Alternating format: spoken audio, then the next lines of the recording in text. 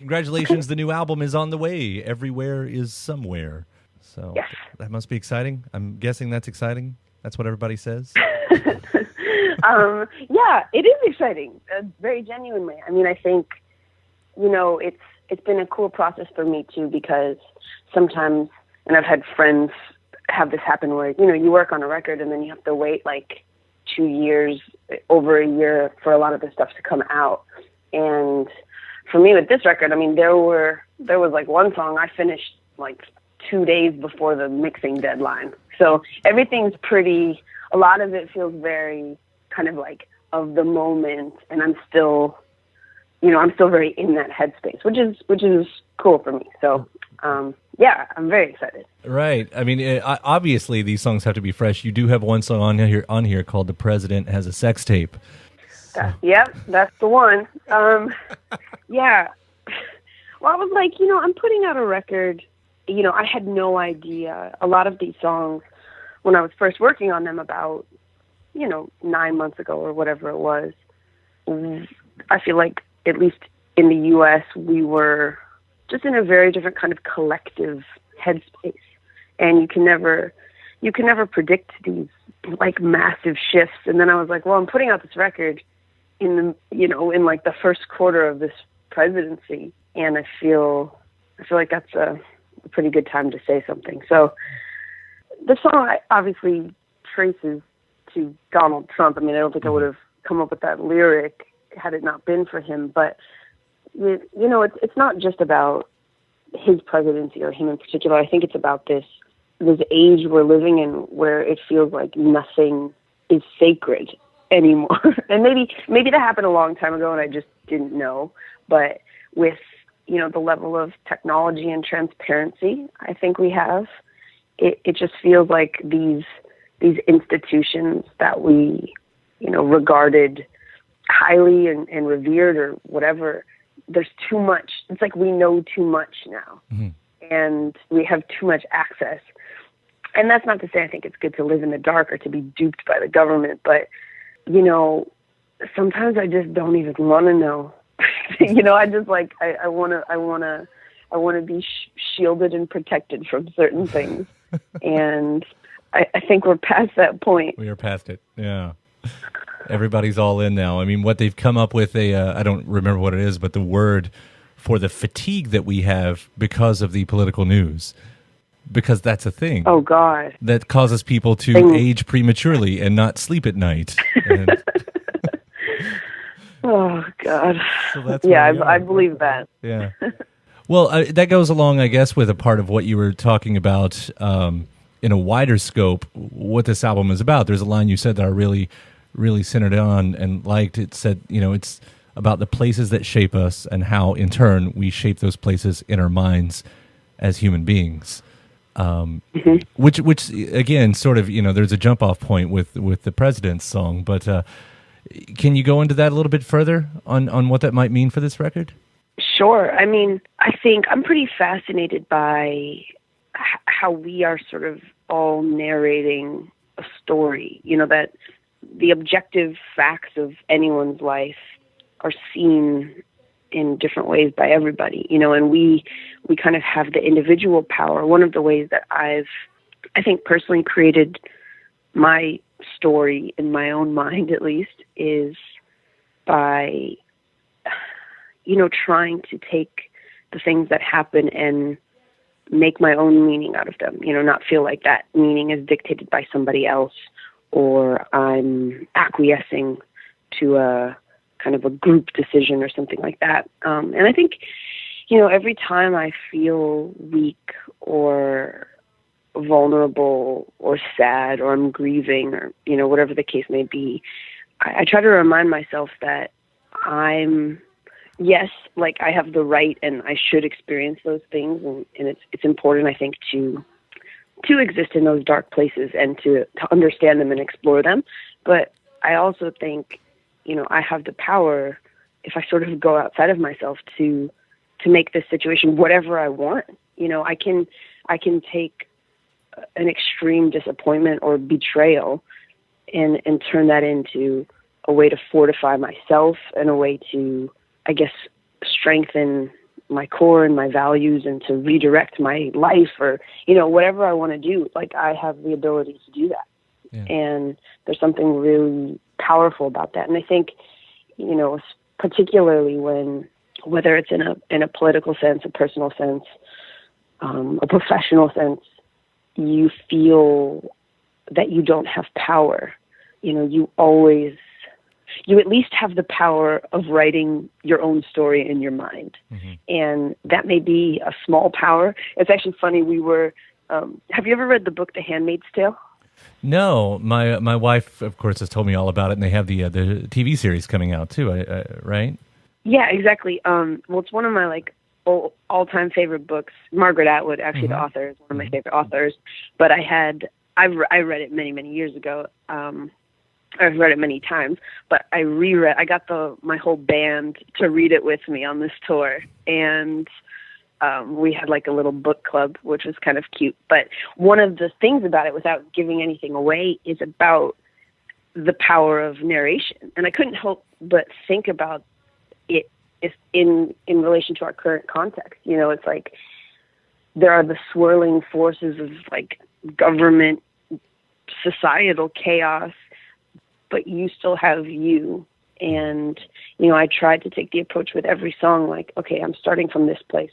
How do I make meaning out of that place? And how do I, sort of individually assert that meaning for me? And I'll also point out, though, as before we move on from that, it couldn't have been better timed with that series, which is probably the most unfortunate thing about the entire part of it. All of these things that you're saying, that arrives right now with all of this. Totally. But, the flip of it, too, is you have that power as a person, but if a bunch of people are exercising that power, then it becomes this thing, a thing that's real and kind of tangible. So I think there's a hopeful flip side to it. And often it takes sometimes you need to understand what you're fighting for, I guess. Just in life in general, and that's even in a relationship, right?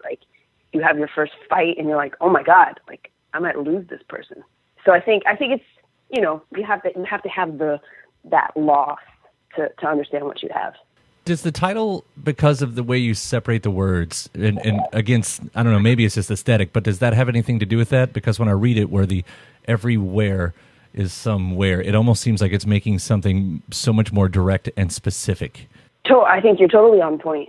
I really wanted to focus on this word "where," because I think in my mind there's two elements to that title, and it's actually something I had written down on a Post-it on my computer maybe 8 months ago, and I was on the road. I think I was in Germany or something. I can't even remember where I was, but I'm always keeping little. I'm writing down little ideas and phrases and words and things like that that come into mind. And I was somewhere traveling on tour, and I was just thinking, it's crazy. On the one hand, you can go all over the world, and every bar is just like some bar. It's just you could be in the middle of New York City feeling like you're in the center of the world, or you could be, on the outskirts of Omaha feeling like, wow, I'm somewhere new. But it's just, every place is just some place. People are doing the same things. They're wanting to find love and have happiness and maybe go out and party a little bit. And it kind of feels like wherever you go, people are just people, and there's something really kind of comforting and beautiful about that. But on the other flip side, and this is a sensation I have constantly when I'm on tour, is so I'll be out at, even let's just say an intersection. For me, it's just an intersection, whatever, it doesn't matter. But for somebody else, that intersection has meaning, something happens there, sort of. So I guess that would be the italicized sum, or whatever, for everybody, a place is the place, or it's one of the places. And so I think it's, it felt to me like it kind of captured that sense of things being important, but also arbitrary, but also kind of malleable. On the non-music business side, with the recent, I don't know, output that you've been doing right here, which has been great, this little barrage that I guess that we've felt. I mean, your career, you start at a major for the most part, and then you head to the indie, but now you find yourself, I don't know, sort of compromised version of that. Is that right? Yeah, I would maybe say an idealized version, at least for me. I think I got signed really early in my career, and I was still really figuring out too my identity as not only as a person but as a musician and as an artist, and I think I learned from that experience a lot of the things that I didn't like about this big kind of corporate infrastructure. Like it didn't suit me as a developing artist. It wasn't kind of the right home for that. And then when I went independent and started my own label and put out my last record, then I kind of had the flip side experience of seeing, these are some things I could really use help with. When you're out there on your own, it really is that like blood, sweat, and tears. You're running everything. And I think you start to, or at least I started to really have an appreciation for, these parts of a bigger home or structure to have to help with stuff, because it is a lot of work, and it can be confusing to navigate sometimes. So, that being said, I was still planning to put out my new material independently, but it just so happened that Dan, who's the lead singer of Imagine Dragons, he heard these demos I was working on, and he had been wanting to bring an artist into the kind of Interscope fold under an imprint. And it offered me this really unique opportunity where I had creative protection, because Dan was sort of my buffer, I guess. Maybe that's not totally the right word, but, and was just like, essentially he was like, I'm a fan of what you do. And, his goal wasn't a financial goal. It wasn't an ego goal. It wasn't anything like that.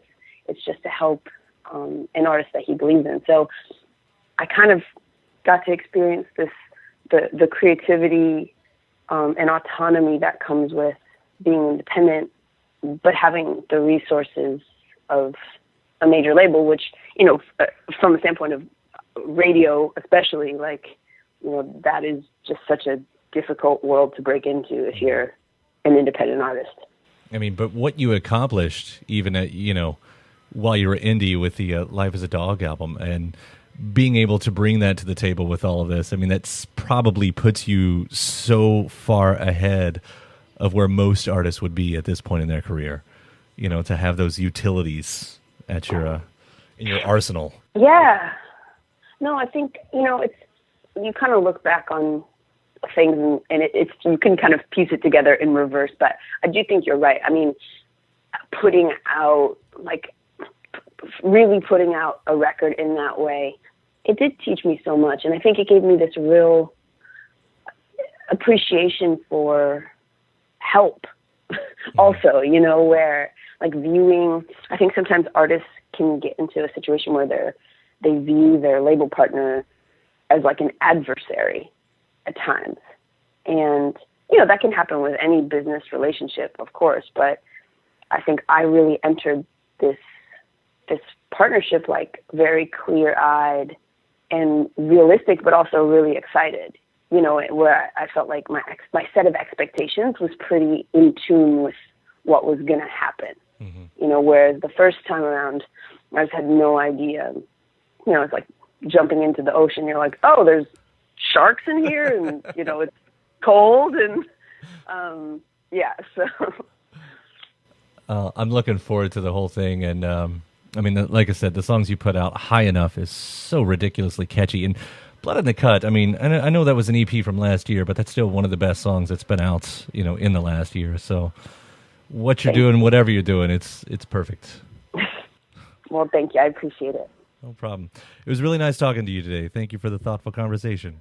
Oh, for sure. Thank you so much, and have a good one. You too. Take care. Bye. Okay.